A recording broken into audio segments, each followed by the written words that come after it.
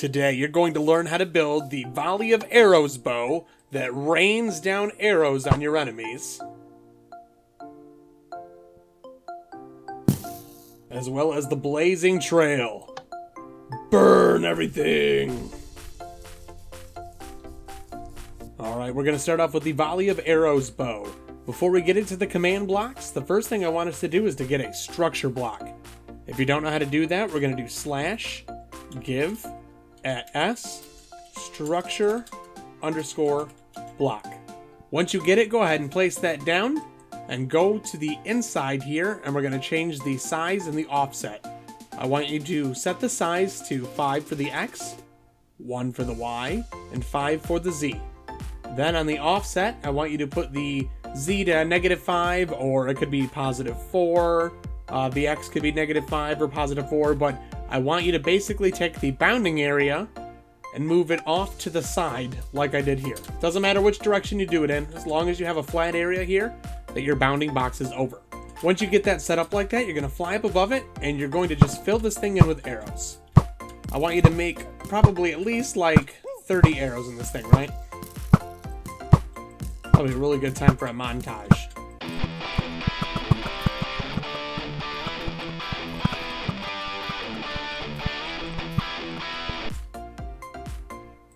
Once you get your arrows in there, go ahead and click on the name area and save that as arrows. Quick save. Now all those arrows are going to be saved. Alright, to start off for our build, we're going to need a repeating command block. If you don't know how to get command blocks, we're going to do /give at s command underscore block. Like I said, it's going to be repeating. It's going to be set to needs redstone with a lever on it so that you can turn it on and off. The command for this one is going to be /execute at a name equals, and then you'll put your username, mine is browncode67, has item equals bow, location equals slot.weapon.main hand. So it's looking for browncoat which is my username, so it's going to be looking for you when you have a bow in your hand. Then it's going to run tag for any entity that is an arrow, the closest one to you, within a radius of 5. And it's going to give it the tag target. So when you shoot an arrow, it's going to tag that arrow as target. The next thing we have here is another repeating command block. This one is always active. The command is /execute at your username, run test4 at e tag equals target rm equals 4. So now it's looking for the arrow tagged as target at least 4 blocks away from you. It won't activate unless it's at least 4 blocks away. I have an impulse command block off to either side of this. The first one over here, impulse unconditional needs redstone. We're going to do /kill at e tag equals target. So that's going to kill the arrow, name's target. You'll see we have a delay of 40 ticks on that one. And then off to the other side here, impulse unconditional needs redstone.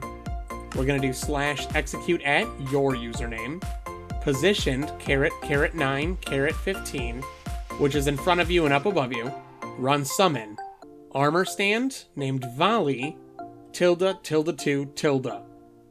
So that's going to summon in an armor stand named volley. Now I have a few repeating command blocks here that are standing alone. The first one we're going to do here in the middle, repeating, always active. /effect at e name equals volley. So that's the armor stand we just summoned in. We're going to give it invisibility. It's going to be for 10 seconds at level 1, true. Since this is actually repeating, the armor stand will never run out of invisibility, but I always like to set that as a little bit longer, just in case. I don't want it to flash as much as possible. And then I have 2 more here. This one over here, repeating, always active. We're doing /effect at e name equals volley, resistance 30-100 true. I don't want the armor stand to break, so I want to give it as much resistance as I can. And then off on the other side here, repeating, always active. We're going to do /execute at e tag equals target, run TP at e name equals volley, ~2 ~. So we're going to execute at the arrow named target. And we're going to take that armor stand named volley, and we're going to teleport it right above the arrow. So that armor stand's gonna fly with the arrow, and then when the arrow stops, the armor stand stops with it. Now I have another repeating command block here and a few commands on a chain. This, repeating, always active. It's going to be /test4 at E, name equals volley. So we're looking for the armor stand named volley. And then there's an impulse here, and that has a 30 tick delay. This one needs redstone. We're going to do /execute at E, name equals volley. Run structure load arrows. That's the one that we saved with all the arrows in it. And the coordinates are -2, -10, -2. So the 10 helps it to be 10 blocks in the air, so the arrows fall down on your enemies, on the target. But the -2 on these helps center up the arrows to where the armor stand is going to be. And then we have a chain command block here, chain conditional, always active. And this one here, no delay. /kill at E, name equals volley. So we're going to get rid of the armor stand. And then this one here, chain conditional, always active. This one has a 60 tick delay. We're doing /kill at E, type equals arrow. And that's going to get rid of all the arrows. Because let's face it, this is going to lag your game. And you don't need those arrows around any longer than you need to.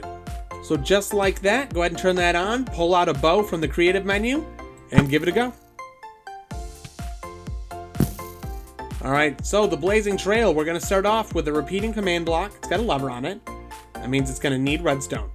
The first command here is /replace item entity browncoat67. It's going to be your username.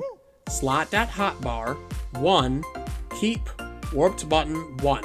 So what this is going to do is it's going to make sure that when you turn this on, it puts a warped button into your second inventory slot. As long as nothing's there, you'll get the button. As soon as you move something out of the way, the button will spawn in. The next command block we have here, chain unconditional, always active. We're going to do /execute at A, name equals your username, has item equals warped button, location equals slot.weapon.main hand. So it's going to look for you when you're holding the button in your main hand. Then it's going to run fail command. We're going to do **2, **-2, **-2,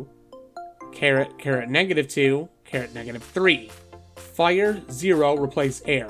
What this is going to do is it's going to take the blocks that are behind you, and it's going to catch anything on fire in that area that can catch on fire. It's not going to break any blocks, but any surface that can catch on fire is going to get caught on fire. This one here, chain conditional, always active. We're going to do /effect, your username, fire resistance, 10, 100 true. In case you accidentally get caught in the fire, I don't want you to take any damage, so you're immune to fire here. And then the next one, chain conditional, always active. We're going to do /effect, your username, speed, 10, 3 true. So when you turn on your fire power, you're going to get faster. So I'm running right now. Look at all that fire. Freaking beautiful. Then turn it off. Just take off the item. That's all you gotta do. Just switch to the different inventory slot. Super easy to control. If you want more accuracy and precision, then check out my auto aim bow. It has a guidance system that's better than aimbot. This is Browncoat67. I'll catch you next time.